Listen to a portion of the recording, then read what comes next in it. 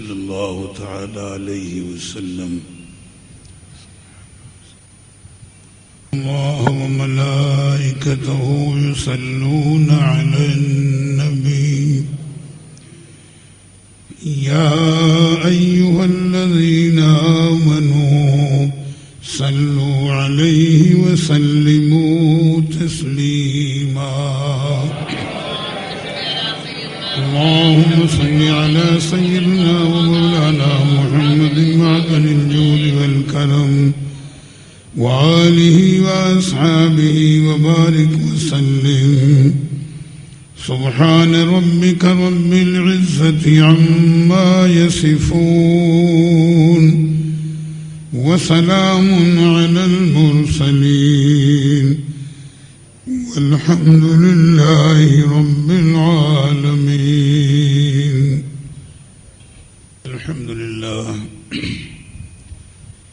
الحمد لله نحمده ونستعينه ونستغفره ونؤمن به ونتوكل عليه ونعوذ بالله من شرور أنفسنا ومن سيئات أعمالنا من يهده الله فلا مضل له ومن يضلله فلا هادي له ونشهد أن لا إله إلا الله وحده لا شريك له ونشهد أن سيدنا ومولانا محمدا عبده ورسوله.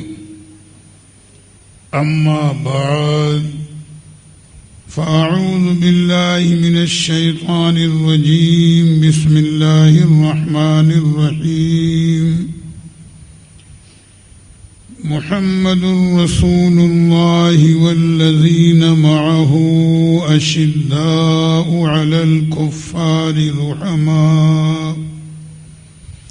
رحماء بينهم تراهم ركعا سجدا يبتغون فضلا من الله ورضوانا. صدق الله وصدق رسوله النبي الكريم. يا أكرم الخلق ما لي من ألوذ به سواك عند حلول الحادث العممي فإن من جودك الدنيا وضرتها ومن علومك علم اللوح والقلم. محمد سيد الكونين والثقلين والفريقين من عرب ومن عجم. هو الحبيب الذي ترجى شفاعته لكل هول من الأهوال مقتحم. غوث اعظم بمنے بے سر و ساما مدد قبلہ دی مدد کعبہ ایما مدد ما گدائم تو سلطان دو عالم ہستی از تو داریم تما یا شہ جیلا مدد. مگر داب بلا افتاد کشتی ضعیفان شکستہ را تو پشتی بحق خواجہ عثمان ہاروں مدد کن یا معین الدین چشتی. الطفیل سید سالار مسعود زمان شیر حق شاہ شہیداں فاتح ہندوستان فاتح و غالب کنم بر ہر یکے از دشمنا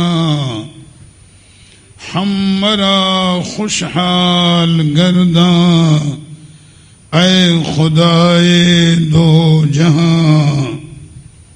ایک مرتبہ ادب کے ساتھ درود پاک کا نذرانہ پیش کریں. اللہم صل علی سیدنا و مولانا محمد معدن الجود والکرم وآلہ واصحابہ وبارک وسلم صلاة و سلاما علیک یا رسول اللہ صلی اللہ تعالی علیہ وسلم. محترم حضرات، جشن خلفاء راشدین کے سلسلے میں اس سال کا یہ ہمارا آپ کا چوتھا اور آخری اجلاس ہے، اور ترتیب کے لحاظ سے آج تھوڑی دیر ہم آپ کے سامنے سیدنا علی مرتضیٰ کرم اللہ تعالی وجہ الکریم کی سیرت کے چند پہلو عرض کرنے کی کوشش کریں گے. ذہن کو حاضر رکھیں اور جو باتیں میں عرض کروں ان باتوں کو اپنے ذہن و فکر میں آپ جگہ دینے کی کوشش کریں. میں نے اکثر و بیشتر اپنی تقریروں میں سرکار علی مرتضیٰ رضی اللہ تعالی عنہ کے فضائل میں اس حدیث پاک کا برابر تذکرہ کیا ہے کہ اللہ کے پیارے حبیب ارشاد فرماتے ہیں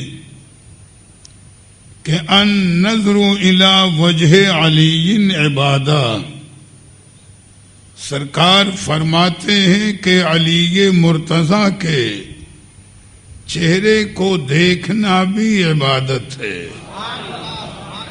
فرمایا النظر الی وجہ علی عبادہ، علی مرتضیٰ کے چہرے کو دیکھنا عبادت ہے. یہیں پر ایک چیز سامنے آئے گی کہ یہ شرف تو ان لوگوں کو حاصل ہوا کہ جنہوں نے حضرت علی مرتضیٰ کا ظاہری زمانہ پایا، ان کی حیات ظاہری میں رہے، انہیں دیدار کا موقع میسر آیا، اور یقیناً انہوں نے جب جب بھی حضرت علی مرتضیٰ کے چہرے کو دیکھا، ان کا چہرہ دیکھنا ان کے لیے عبادت میں شمار ہوا. لیکن ہم نے تو ظاہری طور پر سرکار علی مرتضیٰ کا زمانہ نہیں پایا، تو آخر یہ شرف اور یہ معاملہ ہمیں کیسے حاصل ہو؟ تو اللہ کے پیارے حبیب نے قیامت تک کے اپنے امتیوں کو محروم نہیں فرمایا. اللہ کے پیارے حبیب نے قیامت تک کے اپنے امتیوں کو محروم نہیں فرمایا. حدیث پاک کا جہاں پہلا ٹکڑا یہ ہے کہ ان نظر الی وجہ علی عبادہ، یعنی علی مرتضیٰ کے چہرے کو دیکھنا عبادت ہے. اسی کے بعد سرکار فرماتے ہیں وذکرہ عبادہ، اور علی مرتضیٰ کا ذکر کرنا بھی عبادت ہے. یا دیدار نہ صحیح ذکر تو کریں. اب یہ اپنے اپنے ظرف کی بات ہے، یہ اپنے اپنے مقدر کی بات ہے کہ آدمی کتنا ان کی یاد میں اور ذکر میں مصروف رہے. تو اب یہیں پر سوچ لیں کہ ان کا دیدار بھی عبادت اور ان کا ذکر کرنا بھی عبادت. اور یہیں پر علماء نے ایک حدیث پاک اور بھی نقل فرمائی ہے کہ اللہ کے پیارے حبیب صلی اللہ تعالی علیہ وسلم نے یہ بھی ارشاد فرمایا کہ حب علی تاکل الذنوب کما تاکل النار الحطب، یعنی علی مرتضی کی سچی محبت جس مومن کے دل میں ہوگی تو جس طرح آگ لکڑی کو جلا کر کے خاک کر دیتی ہے، ایسے ہی علی مرتضی کی سچی محبت مومن کے گناہوں کو جلا کر کے مٹا دیتی ہے۔ دعا مانگے کہ پروردگار عالم آپ کو اور ہمیں ہر مومن کو سیدنا علی مرتضی کرم اللہ تعالی وجہ الکریم کی سچی محبت عطا فرمائے، ان کی بارگاہ کا ہمیں نیاز مند بنا کر کے رکھے۔ بات ضمناً تھوڑی سی یہاں پر بڑھا کر اور عرض کر دوں، موضوع تو میرا سیدنا علی مرتضی رضی اللہ تعالی عنہ کی سیرت بیان کرنا ہے، لیکن جب ان کی محبت کا تذکرہ آ گیا کہ ان کی محبت مومن کے گناہوں کو جلا کر خاک کر دیتی ہے، یعنی مومن کو گناہوں سے پاک کر دیتی ہے، تو یہیں پر ایک روایت جس کا تعلق شاہزادی رسول سیدہ فاطمہ زہرا رضی اللہ تعالی عنہا سے ہے کہ اللہ کے پیارے حبیب نے صحابہ سے فرمایا، اے میرے صحابہ، انی سمیت بنتی فاطمہ، میں نے اپنی شاہزادی کا نام فاطمہ رکھا ہے۔ بات کو سمجھیں گے، سرکار صحابہ سے فرماتے ہیں کہ انی سمیت بنتی فاطمہ، یعنی اے میرے صحابہ، میں نے اپنی شاہزادی کا نام فاطمہ رکھا ہے۔ جانتے ہو اس نام کے رکھنے میں وجہ کیا ہے کہ میں نے اپنی شاہزادی کا نام فاطمہ کیوں رکھا ہے؟ اس میں راز کیا ہے، حکمت کیا ہے؟ صحابہ عرض کرتے ہیں، اے میرے آقا، آپ ہی بہتر جاننے والے ہیں کہ اس میں راز کیا ہے، معاملہ کیا ہے۔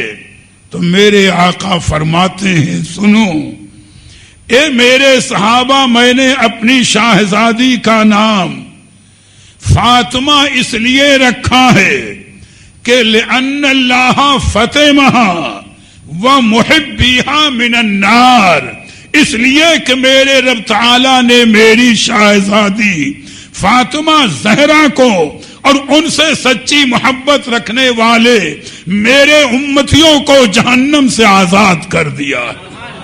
تم یہاں محبت علی مرتضی ہو تو مومن کے لیے نجات کا ذریعہ ہے، محبت سیدہ فاطمہ زہرا ہو تو مومن کے لیے نجات کا ذریعہ ہے۔ یہ تو ایک بات ضمناً آ گئی تھی۔ پھر ذہن کو سیدنا علی مرتضی کی بارگاہ میں لے آئے۔ فضائل پر 2 حدیثیں پاک میں نے عرض کر دی، یہاں پر ایک گوشہ ذہن میں آ رہا ہے جس کا تعلق اللہ کے پیارے رسول کی ہجرت کی رات سے ہے۔ علماء نے تفصیلاً نقل کیا اور اندازہ لگائے کہ حضرت علی مرتضی نبی کی بارگاہ میں کس طریقے پر فداکار اور جانثار تھے کہ نبی کی بارگاہ میں جان بھی فدا کرنے سے انہوں نے کبھی گریز نہیں کیا ہے۔ دیکھیں، ہجرت کی رات ہے، تھوڑی دیر ذہن کو حاضر کریں اور حضرت علی مرتضی کی عظمت کو بھی دیکھیں، نبی کی بارگاہ میں ان کی وفاداری اور جانثاری کا انداز بھی دیکھیں اور اللہ کے حبیب کا ان پر انداز کرم بھی دیکھیں۔ ہجرت کی رات ہے، واقعہ طویل ہے، میں ہجرت کے اس تفصیل میں نہیں جانا چاہوں گا چونکہ بات پھیل جائے گی۔ کفار مکہ نے مشورہ کیا تھا کہ ہم سب جمع ہو کر کے ہر قبیلے کے لوگ اور اللہ کے پیارے حبیب کا معاذ اللہ خاتمہ کر دیں. ایک خلاصہ ہے جو میں نے بتایا، ورنہ تفصیل تو بہت ہے. کبھی ہجرت کا بیان رہا تو میں اس تفصیل کو عرض کروں گا. اللہ کے پیارے حبیب اپنے مکان میں آرام فرما ہے، رات کا وقت ہے. مکہ مکرمہ کے ہر قبیلے کے چنے لوگوں نے تلواریں لے کر کے اور اللہ کے پیارے حبیب کے مکان کو گھیر رکھا ہے، اور ارادہ یہ ہے کہ جب اللہ کے پیارے رسول نماز تہجد ادا کرنے کے لیے رات میں مکان سے باہر نکلیں گے، حرم کعبہ میں آئیں گے، ہم انہیں معاذ اللہ شہید کر دیں گے اور پتہ نہ چلے گا کہ شہید کرنے والا کون ہے. سازش تھی اہل مکہ کی، گھیرے ہوئے ہیں اللہ کے پیارے حبیب کے مکان کو. سرکار آرام فرما ہے، ہجرت کا حکم ہو چکا تھا. وہ تفصیل ہے کتابوں میں، علماء نے کبھی ذکر بھی کیا ہوگا. اللہ کے پیارے رسول نے حضرت علی مرتضیٰ کو یاد فرمایا، اور جب آپ تشریف لے آئے تو اللہ کے حبیب ارشاد فرماتے ہیں، اے علی مرتضیٰ، ہمیں ہجرت کا حکم ہو چکا ہے، آج رات ہمیں ہجرت کرنی ہے. یہ میرا بستر ہے، یہ میری چادر ہے، میرے بستر پر میری چادر اوڑھ کر کے لیٹ جاؤ. سوچو، بستر ہے اللہ کے پیارے نبی کا، چادر بھی ہے اللہ کے پیارے حبیب کی. راوی نے ایک ایک ادا کو نقل فرمایا ہے کہ اس رات اللہ کے پیارے حبیب نے حضرت علی مرتضیٰ کو جو چادر اڑائی وہ سبز رنگ کی تھی، وہ ہرے رنگ کی تھی. فرمایا، اے علی مرتضیٰ، میرے بستر پر یہ میری چادر اوڑھ کر کے لیٹ جاؤ. اگرچہ بظاہر میں کفار کے نرغے میں ہوں، لیکن ڈرنا نہیں، خوف نہ کرنا، تمہارا بال بیکا نہیں ہوگا، کافر تم پر غالب نہیں آ سکیں گے. ہمیں حکم الہی ہے، لہذا ہمیں روانہ ہونا ہے. جب صبح ہو جائے تو میرے پاس اہل مکہ کی کچھ امانتیں ہیں اور فلاں فلاں کی یہ امانتیں ہیں. ان امانتوں کو اہل مکہ کو دے کر کے اور تم بھی مدینے طیبہ چلے آنا. بعض نادان کہتے ہیں کہ اللہ کے پیارے حبیب نے مجبور ہو کر ہجرت کی. میاں یہ بیچارے خود ہی مجبور ہیں، اللہ تعالیٰ انہیں ہدایت نصیب فرمائے کہ یہ نبی کی عظمت اور مقام کو پہچانے. میاں جب تک مرضی رب رہی اللہ کے حبیب مکہ مکرمہ میں رہے، اور جب مرضی رب ہوئی ہجرت فرما کر مدینہ طیبہ تشریف لے گئے. نہ مکہ مکرمہ میں مجبور تھے، نہ ہجرت کے وقت مجبور تھے، اور نہ مدینہ طیبہ میں مجبور تھے. میرے آقا ہر جگہ صاحب اختیار تھے. حضرت علی مرتضیٰ نے سرکار کی چادر اوڑھی، بستر مبارک پر لیٹ گئے. یا نصیبے کی بلندی دیکھو، یہ معمولی عظمت اور شان نہیں ہے کہ نبی کے بسترے پر آپ آرام کر رہے ہیں. اللہ کے پیارے حبیب نے ایک مٹھی خاک لی، اختیار نبوت دیکھیں، ایک مٹھی خاک لی اللہ کے پیارے حبیب نے. پہلے ایک چیز آپ ذہن میں رکھو کہ آپ ہوں یا ہم، اگر اپنی مٹھی میں کوئی چیز لے کر پھینکیں گے تو سامنے ہی تو جائے گی. بھائی جس رخ پر پھینکیں گے اسی رخ پر وہ چیز جائے گی. یہ نہیں ہے کہ ہم پھینکے سامنے اور چاروں طرف وہ چیز پھیل جائے، جس رخ پر پھینکیں گے وہ خاک ہو یا کنکری اسی رخ پر جائے گی۔ لیکن نبی کا اختیار، نبی کا معجزہ، اہل مکہ چاروں طرف سے اللہ کے پیارے حبیب کے مکان کو گھیرے ہوئے ہیں۔ میرے آقا نے ایک مٹھی خاک لی، سورہ یاسین شریف کی چند آیات کریمہ تلاوت فرمائی، دروازہ کھولا، اور جب خاک شریف کو پھینکتے ہیں تو میاں سامنے ہی خاک نہیں گئی، بلکہ مرضی رب کی وہ خاک چاروں طرف پھیل کر کے اور محاصرہ کرنے والے کافروں کے آنکھ میں پہنچ گئی۔ اور پھر دیکھو، غور کرو کہ اگر ہم آپ خاک پھینکیں اور مٹی پھینکیں کسی کی آنکھ میں پڑے تو تکلیف ہوگی، درد ہوگا، لیکن یہ خاک نبی نے پھینکی تھی، رحمت للعالمین آقا کے ہاتھ کی خاک تھی۔ روایت کہتی ہے کہ وہ خاک پھیل کر کے ایک ایک کافر کے آنکھ میں پہنچی تو تکلیف نہیں ہوئی، سب کو میٹھی اور گہری نیند آ گئی۔ نبی کا اختیار دیکھیں، نبی کی شان دیکھیں، انہیں میٹھی اور گہری نیند آ گئی۔ میرے آقا باہر تشریف لے گئے، جب سو رہے ہیں تو تلوار کون چلائے، میرا راستہ کون روکے، سرکار باہر تشریف لے آئے۔ کفار مکہ صبح تک سوتے رہے، جب صبح ہوئی نیند سے بیدار ہوئے تو آپس میں کہنے لگے کہ آخر معاملہ کیا ہے کہ آج سرکار کا نام لے کر کہا، انہوں نے دروازہ نہیں کھولا، مکان کے باہر نہیں آئے، انہیں کیا پتا کہ نیند کیسی تھی، لہذا انہوں نے جبرن سرکار کے مکان کا دروازہ توڑا، اور جب اندر داخل ہوئے چادر ہٹائی تو دیکھا حضرت علی مرتضی آرام فرما۔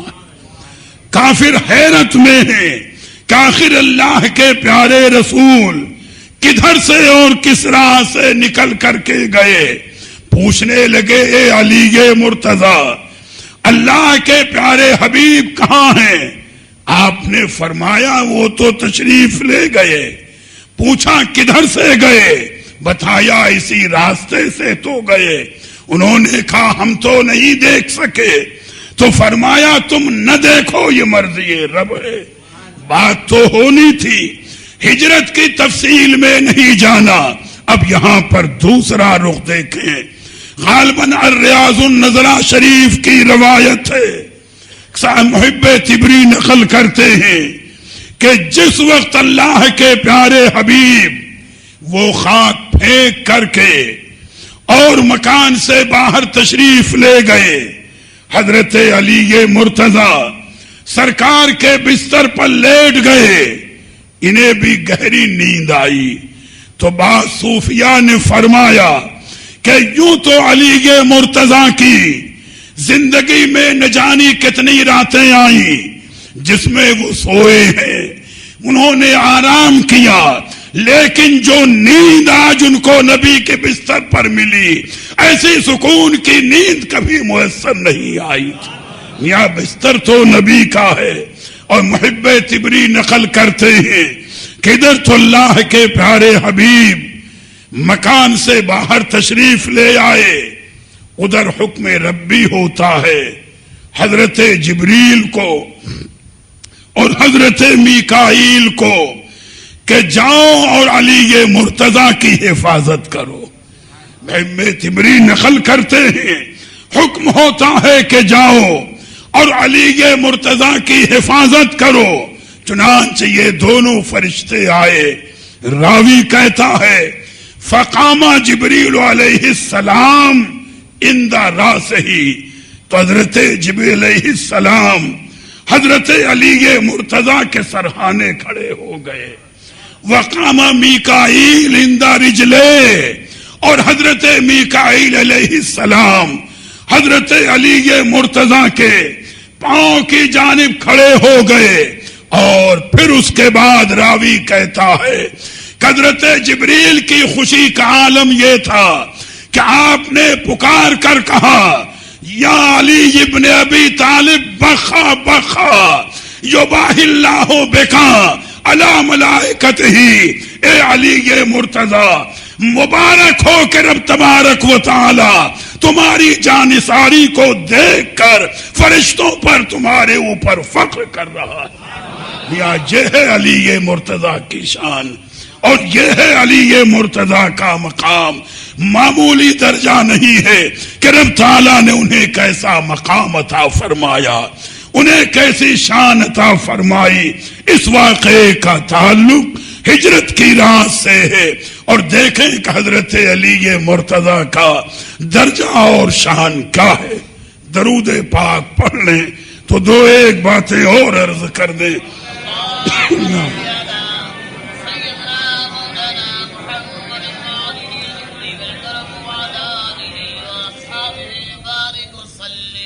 حضرت علی یہ مرتضی کی جانثاری دیکھ لی، فداکاری کے انداز کو دیکھ لیا، اور اب یہیں پر دوسری روایت جس کا تعلق جنگ خیبر سے ہے، وہاں کی بات ہم عرض کرتے چلیں۔ حضرت علی یہ مرتضی کا مقام کتنا بلند ہے، جنگ خیبر کی تفصیل عرض کرنا نہیں ہے، بلکہ مختصر دو ایک پہلو بتانے ہیں کہ اللہ کے پیارے حبیب صحابہ کو لیے ہوئے قلعہ خیبر کا محاصرہ کیے ہوئے تھے، اور خیبر مدینہ طیبہ سے پرانے میل کے اعتبار سے 160 میل کے فاصلے پر ہے۔ خیبر کا محاصرہ ہے، اللہ کے پیارے حبیب جلوہ فرما ہیں۔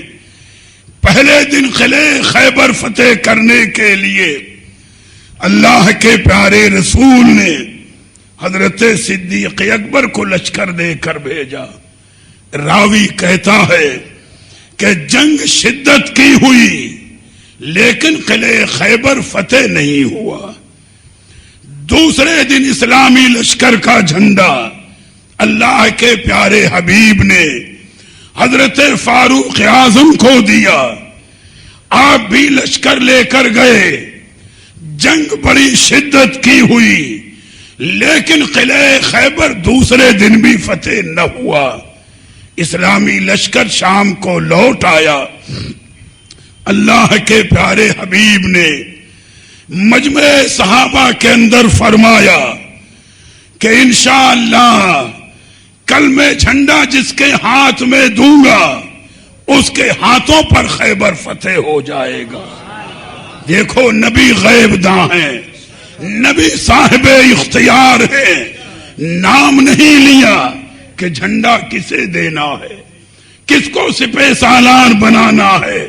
فرمایا میں جھنڈا کل اسے دوں گا کہ جس کے ہاتھوں پر خیبر فتح ہو جائے گا۔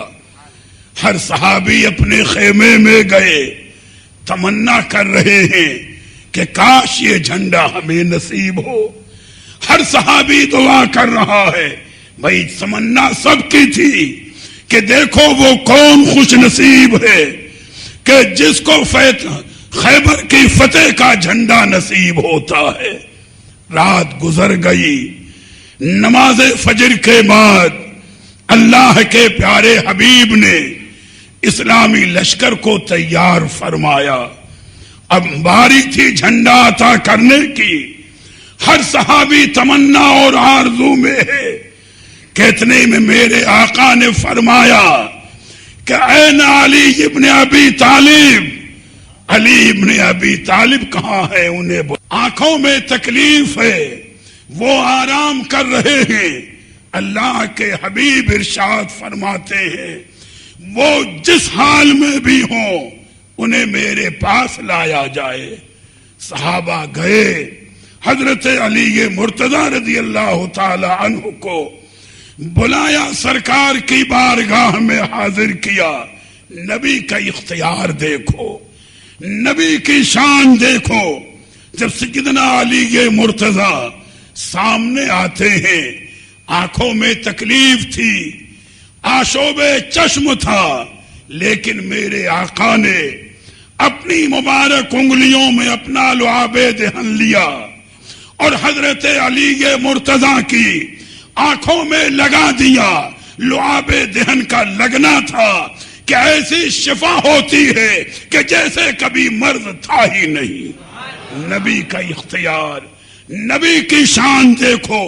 آج وہ طبقہ جو نبی کو مجبور کہے، نبی کو عاجز کہے، ذرا وہ بھی سوچے کہ غار ثور میں صدیق اکبر کے پیر میں جہاں سانپ نے کاٹا لعاب دہن لگا رہے ہیں میرے آقا، تو زہر کا اثر دور ہو رہا ہے۔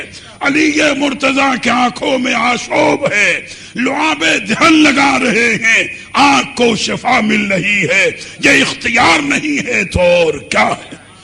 جب آنکھوں میں آشوب تھا دور ہو گیا تو اللہ کے پیارے حبیب نے اسلامی لشکر کا جھنڈا ہاتھ میں لیا، حضرت علی مرتضیٰ کو دیتے ہوئے فرمایا کہ علی مرتضیٰ، آج یہ جھنڈا ہم تمہیں دے رہے ہیں اور انشاءاللہ تمہارے ہاتھوں پر آج خیبر فتح ہو جائے گا۔ میاں جب نبی نے کہہ دیا اور نبی نے منتخب کر لیا تو اب کون سی طاقت تھی جو روک سکتی؟ حضرت علی مرتضیٰ رضی اللہ تعالی عنہ نے اسلامی جھنڈے کو لیا، اپنے لشکر کو لیا، قلعہ خیبر کے سامنے آئے، جھنڈا گاڑ دیا، لشکر کو ترتیب وار کھڑا کر دیا۔ یہودیوں نے قلعے کے اوپر سے دیکھا کہ آخر یہ آنے والا آج کون ہے کہ جس نے اتنی شان و عظمت کے ساتھ جھنڈے کو یہاں پر گاڑا ہے۔ انہیں بھی اپنی طاقت پر ناز تھا، اپنی قوت پر ناز تھا۔ دروازہ کھلا اور یہودیوں کا جو سب سے بڑا مشہور پہلوان مرحب تھا، اس کا چھوٹا بھائی حارث اپنے ساتھ کچھ یہودیوں کو لے کر نکلا۔ یہ بھی بڑا زوراور پہلوان تھا، اسے بھی اپنی طاقت پر ناز تھا، اپنی قوت پر ناز تھا۔ اور 2 دن کی جنگ کے بعد تو ان کے کچھ حوصلے بڑھے تھے کہ آج بھی ہم بہرحال کامیاب رہیں گے۔ حارث آگے بڑھا، آواز دی کہ میرے مقابلے کے لیے بھیجا جائے۔ غالباً اس کے ساتھ بھی 2 آدمی تھے۔ سیدنا علی مرتضیٰ رضی اللہ تعالی عنہ نے اسلامی لشکر میں سے 2 صحابہ کو پہلے بھیجا۔ مقابلہ ہوا، لیکن ان دونوں صحابہ نے شہادت کا جام نوش کر لیا۔ جب ان کی شہادت کے انداز کو دیکھا تو سیدنا علی مرتضیٰ کو جلال آیا، کسی کو ساتھ نہیں لیا، اکیلے آگے بڑھے۔ ادھر سے حارث بھی آگے بڑھا، ابھی وہ وار کرنا چاہتا تھا، حضرت علی مرتضیٰ کی تلوار چلتی ہے اور حارث کے ٹکڑے کر دیتے۔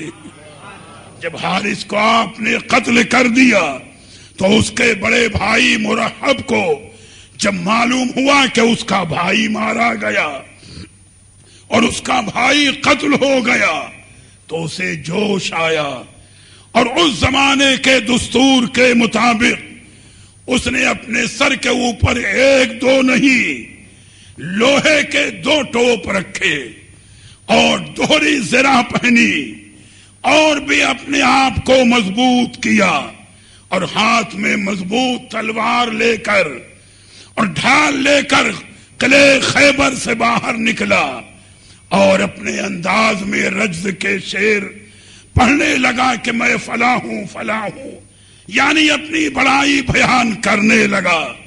جب 2-4 شعر وہ پڑھ چکا تو سیدنا علی مرتضیٰ بھی آگے بڑھے اور فرمایا مرحب سن، انا الذی سمیتنی امی حیدر، سن لے میں وہ ہوں کہ جس کا نام میری ماں نے حیدر رکھا ہے، اور حیدر کے معنی وہ ہے کہ ایسا غضبناک شیر جو اپنے شکار پر پلٹ پلٹ کر وار کرتا ہے، ایسا وار کرتا ہے کہ شکار کو دم دینے کا موقع نہیں ملتا ہے، اور آپ نے رجز کے کچھ شعر پڑھے، آگے بڑھے، مقابلے کی منزل آئی، راوی کہتا ہے کہ واللہ العظیم مراحب ڈبل زرہ پہنے ہوا تھا، دورے خود سر پہ لگائے ہوا تھا، لیکن یہ ذوالفقار حیدری کا معاملہ تھا۔ سیدنا علی مرتضی آگے بڑھتے ہیں اور تلوار کا جب ایک ہی وار کیا ہے تو سر سے لے کر کمر تک جسم کے 2 ٹکڑے کر دیے۔ یا کیوں نہ ہو، یہ ذوالفقار حیدری کا وار تھا، علی مرتضی کے بازو تھے۔ جب آپ نے اسے قتل کر دیا، یہودیوں نے دیکھا کہ ان کا مضبوط پہلوان مارا گیا تو خوف سے انہوں نے قلعے کے دروازے کو بند کر لیا، لیکن حضرت علی مرتضی جلال میں تھے، آگے بڑھے، قلعے خیبر کے لوہے کے مضبوط دروازے کو پکڑا اور ہلانے کے بعد اٹھا کر کے اکھاڑ کر باہر پھینک دیا۔ اسلامی فوج قلعے میں داخل ہو گئی، قلعہ فتح ہو گیا۔ یا دیکھو، یہ ہے اب یہاں پر قوت حیدری کا معاملہ دیکھیں، علی مرتضی کی قوت اور شان کا معاملہ، قلعہ فتح ہو گیا۔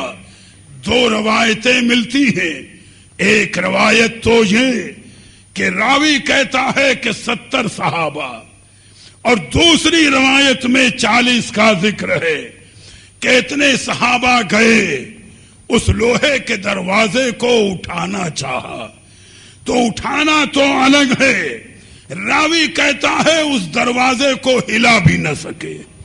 اب آپ سوچو، اگر 70 کی روایت کو مانے یا کم سے کم 40 کی روایت کو مانے تو دروازے کو اٹھانا تو الگ، بلکہ اس کو ہلا بھی نہ سکے۔ تو صحابہ نے پوچھا کہ علی مرتضی یہ تو بتاؤ کہ ہم اتنے آدمی مل کر گئے اور ہم نے چاہا کہ دروازے کو اٹھائیں تو اٹھانا تو الگ ہے، ہم دروازے کو ہلا بھی نہیں سکے، آپ نے اپنے ہاتھوں سے اسے اکھاڑ کر کے کیسے پھینک دیا؟ تو حضرت علی مرتضی جواب دیتے ہیں، اے صحابہ، میں نے اگر دروازے کو انی قلعت باب خیبر لا بقوت الجسمانیہ الا بقوت الربانیہ، یہ نہ سوچنا کہ میں نے خیبر کا دروازہ جسمانی قوت سے اکھاڑا ہے، بلکہ یہ ربانی قوت تھی کہ میں نے خیبر کا دروازہ اکھاڑ کر پھینک دیا۔ یہ ہے علی مرتضی کی شان، اور یہ ہے علی مرتضی کا مقام کہ رب تعالیٰ نے انہیں یہ درجہ، یہ حیثیت اور یہ شان عطا فرمائی ہے۔ حقیقتاً جن کے رتبے ہیں سوا، ان کو سوا مشکل ہے۔ اور آخری طور پر اسی خیبر سے متعلق ایک روایت عرض کر کے اور گفتگو کی تکمیل کر دوں، درود پاک پڑھ لیجئے۔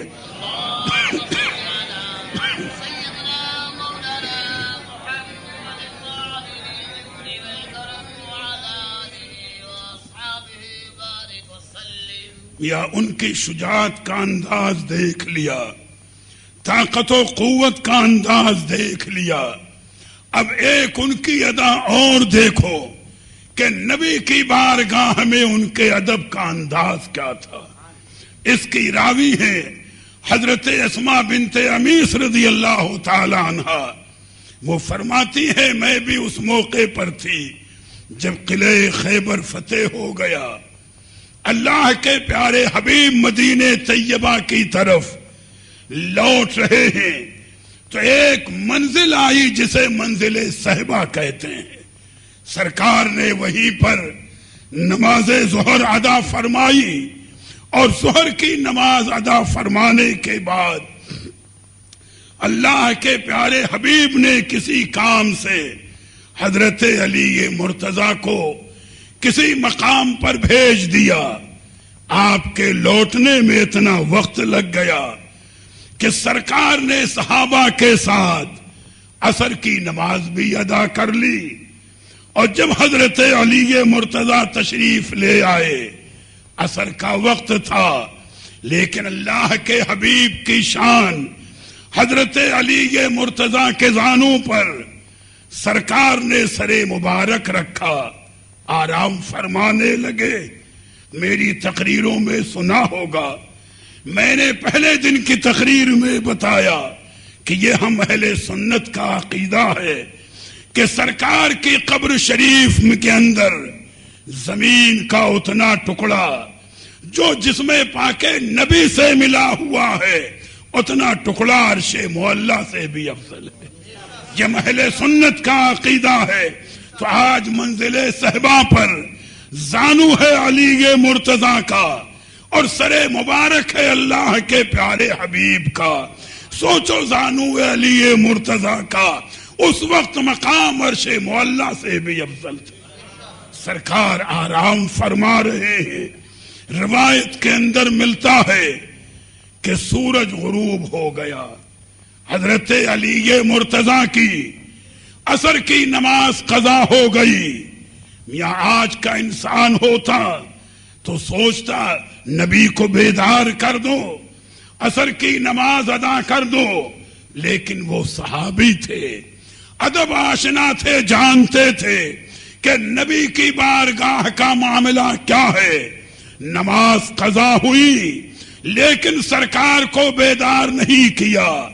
ایک صوفی نے اپنے انداز پر ایک شعر یہ بھی کہا ہے کہ گویا اس وقت علی مرتضیٰ کی ادا اور حالت یہ تھی کہ وہ ٹکٹکی باندھ کر جمال مصطفیٰ کا نظارہ کر رہے تھے، اور گویا کیفیت یہ تھی کہ نمازیں قضا ہوں تو پھر بھی ادا ہوں، نمازیں قضا ہوں تو پھر بھی ادا ہوں، نگاہیں قضا ہوں تو کیسے ادا ہوں۔ یہ موقع ملے یا نہ ملے، اور نبی کی اطاعت میں ہے سیدنا علی مرتضیٰ۔ یہ نہیں کہ نماز کا احساس نہ ہو، نماز کی فرضیت کا، نماز کی عظمت کا اور نماز کے قضا ہونے کا احساس تھا۔ جب سورج غروب ہو گیا، آنکھوں میں آنسو آ گئے، اور غالباً آپ کے آنسوؤں کے قطرے اللہ کے پیارے حبیب کے رخسار پاک پر گرے۔ میرے آقا نے آنکھیں کھول دی، ارشاد فرمایا ما یبکیک یا علی، اے علی یہ بتاؤ تمہیں رونا کیوں آ گیا، جبکہ اللہ کے حبیب جان رہے ہیں۔ بارہا آپ نے علماء سے سنا ہوگا کہ سرکار نے فرمایا کہ میری آنکھ سوتی ہے مگر میرا دل بیدار رہتا ہے۔ اللہ کے حبیب اس موقع پر علی مرتضیٰ کے ادب کو، ان کی محبت کو یا عقیدت کو آزما رہے ہیں۔ فرمایا ما یبکیک یا علی، اے علی یہ بتاؤ تمہیں رونا کیوں آ گیا، تمہاری آنکھوں میں آنسو کیوں آ گئے؟ تو عرض کرتے یا رسول اللہ صلی اللہ تعالی علیہ وسلم، عصر کی نماز قضا ہو گئی ہے، اسی نماز کے قضا ہونے کے غم میں مجھے رونا آ گیا۔ دیکھو نبی کی بارگاہ ہے، اگر علی مرتضیٰ کا فعل یا عمل غلط ہوتا تو اللہ کے حبیب فرما دیتے علی مرتضیٰ تم نے غلطی کی، مجھے جگہ دینا چاہیے تھا، بیدار کر دیتے، مجھے نماز ادا کر لیتے، لیکن میرے آقا نے یہ نہیں فرمایا۔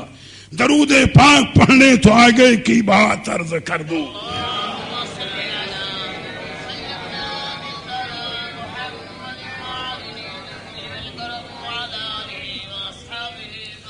بلکہ حدیث پاک کی روایت کہتی ہے کہ سرکار نے یہ نہیں فرمایا کہ علی مرتضیٰ تم نے غلطی کی، تم مجھے جگہ دیتے، بلکہ میرے آقا نے دعا کے لیے ہاتھ اٹھائے، اور کلمات دیکھیں سرکار کے دعا کے یہ ہیں، اللہم ان علیاً کان فی طاعت کا و طاعت رسول کا، اے مولا تعالی علی مرتضی تیرے اور تیرے حبیب کی اطاعت میں تھے.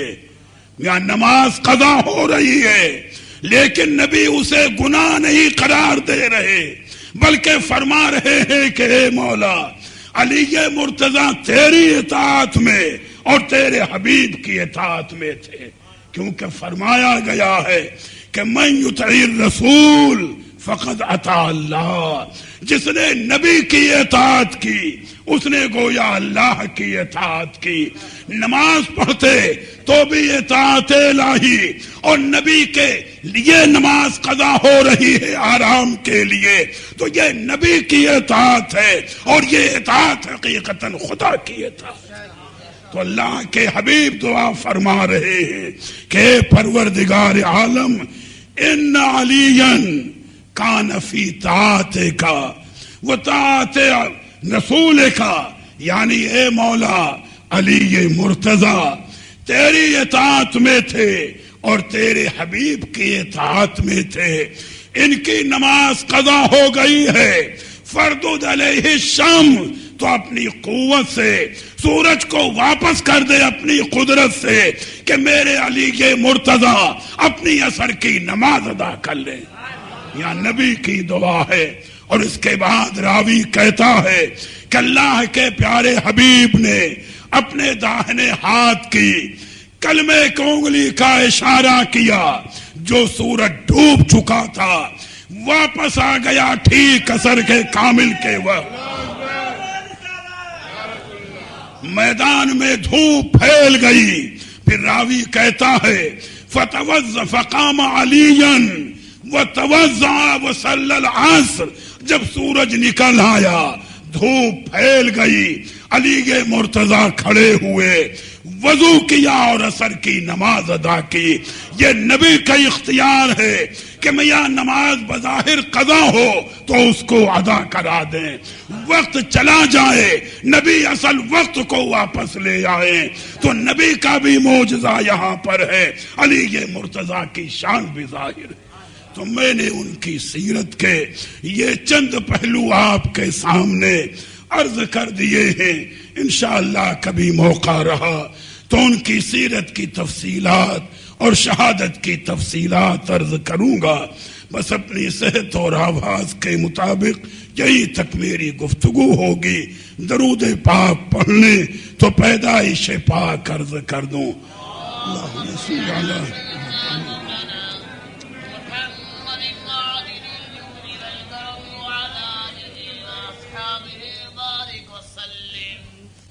جب یہ نظام عالم بگڑ چکا تھا، دنیا گمراہ ہو چکی تھی، ہر طرف کفر و شرک کا دورہ تھا، تو اس نظام عالم کو سنوارنے کے لیے ہمارے آپ کا آقا و مولا حضور مدنی تاجدار اللہ کے محبوب حضور دانائے غیوب روحی فدا ہو جناب محمد الرسول اللہ صلی اللہ تعالی علیہ وسلم ربیع الاول شریف کے مہینے میں دوشنبے کے دن 12 تاریخ صبح صادق کے وقت باہزارہ جاہو جلال جلوہ فرما ہوئے سرکار کی آمد پر تمام انبیاء حور و غلماں ملائکہ غرض کے ساری کائنات نے ہدیہ درود و سلام پیش کیا.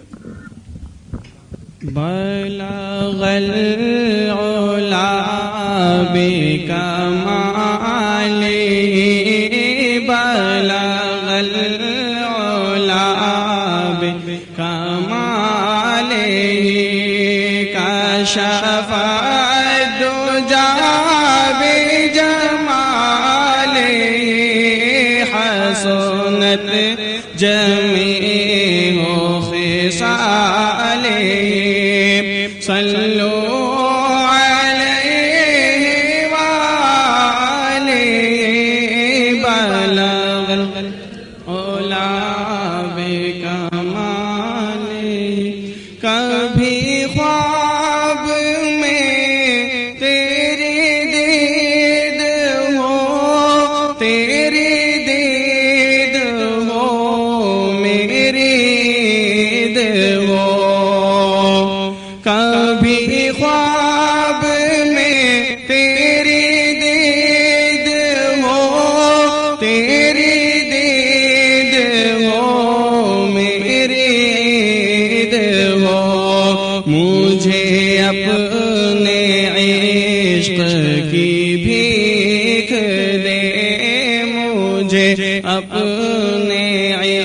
عشق کی بھیک دے، تیرے در پہ دامن پھیلا دیا، بلغ العلا بکمالہ، کشف الدجی بجمالہ، حسنت جمیع خصالہ، صلو علیہ وآلہ، بلغ العلا بکمالہ۔ وہ گھڑی بھی آئے کہ خواب میں وہ دکھائے اپنی تجلیاں، وہ گھڑی بھی آئے کہ خواب میں وہ دکھائے اپنی تجلیاں۔ میں کہوں کہ میرے حضور نے، میں کہوں کہ میرے حضور نے میرا سویا بھاگ جگا دیا، بلغ العلا بکمالہ، کشف الدجی بجمالہ، حسنت جمیع خصالہ، صلو علیہ وآلہ، بلغ العلا بکمالہ۔ جسے چاہا در پہ بلا لیا، جسے چاہا اپنا بنا لیا، جسے چاہا در پہ بلا لیا، جسے چاہا اپنا بنا لیا۔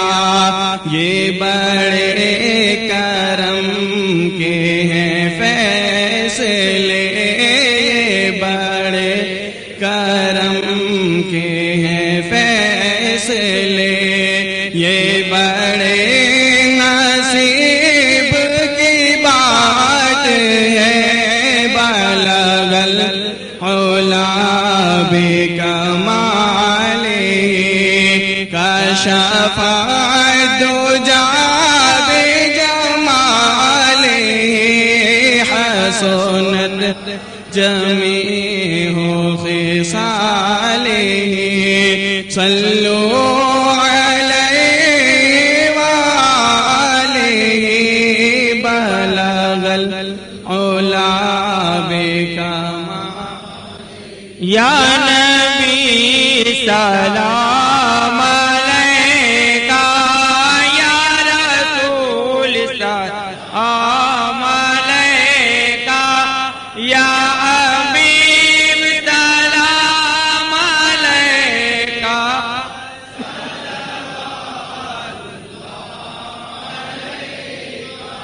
نور کا مسکن مدینہ،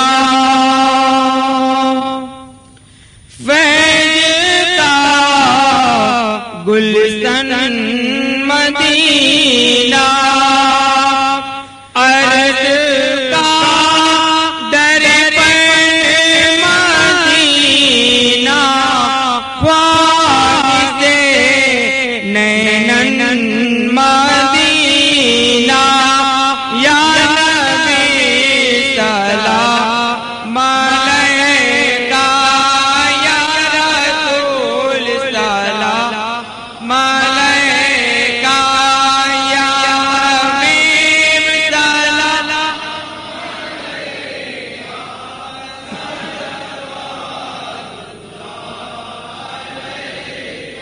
ہو کر محبوب داور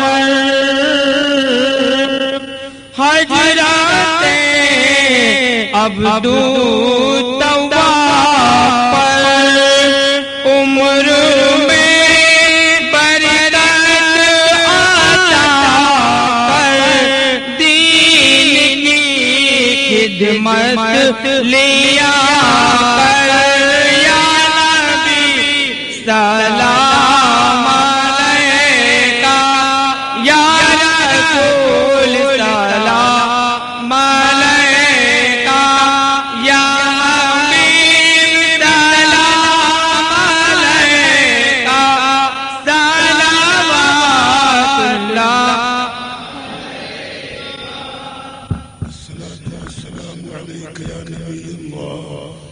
الصلاة والسلام عليك يا رسول الله الصلاة والسلام عليك يا حبيب الله صلاة وسلام عليك يا رسول الله سيدنا الجود والكرم وآله وأصحابه وبارك وسلم باری تبارک و تعالی اپنے حبیب پاک کے وسیلے سے ہماری ظاہری اور باطنی برائیوں کو دور فرما دے، ہمیں نیک اعمال کی توفیق عطا فرما، ہمیں نمازی بنا، ہمیں روزے دار بنا، مریضوں کو شفا عطا فرما، قرض داروں کو قرض سے سبکدوش فرما دے، بانیان محفل، منتظمین محفل، حاضرین محفل سب کی جائز تمنائیں پوری فرما، سب کے کاروبار میں، دین و ایمان میں، رزق میں، عمر میں، اولاد میں ترقی و برکتیں عطا فرما۔ جس مقام پر، جس محلے، جس شہر، جس علاقے میں یہ محفل پاک منعقد ہے، یہاں سے آفات و بلیات کو دور فرما دے، اپنی رحمتیں اور برکتیں نازل فرما دے۔ جشن خلفائے راشدین کی ان نورانی محفلوں کو شرف قبول عطا فرما اور انہیں دوام اور ثبات عطا فرما۔ آخری تمنا ہے جب دم واپسی ہو، دل کی دھڑکنیں بڑھ چکی ہوں، روح پرواز کر رہی ہو، تو ہمارے سامنے چہرے انور ہو، جناب نبی کریم صلی اللہ تعالی علیہ وسلم کا سینے پر دست پاک رسول ہو، آنکھیں جمال پاک رسول کا نظارہ کر رہی ہو، زبان پر کلمہ طیبہ ہو اور روح صلی علی پڑھتی ہوئی قدم ناز رسول پر قربان ہو جائے۔ تمنا ہے الہی موت یوں آئے مدینے میں، نظر کے سامنے خیر الورا کا آستانہ ہو۔ وصلی اللہ تعالی علی خیر خلقہ محمد وآلہ واصحابہ اجمعین برحمتک یا ارحم الراحمین۔ الفاتحہ۔ یصلون علی النبی یا ایہا الذین آمنوا صلوا علیہ وسلموا تسلیما۔ اللہم صل علی سیدنا مولانا محمد معدن الجود والکرم وآلہ واصحابہ وبارک وسلم۔ سبحان ربک رب العزة عما یصفون وسلام علی المرسلین والحمد للہ رب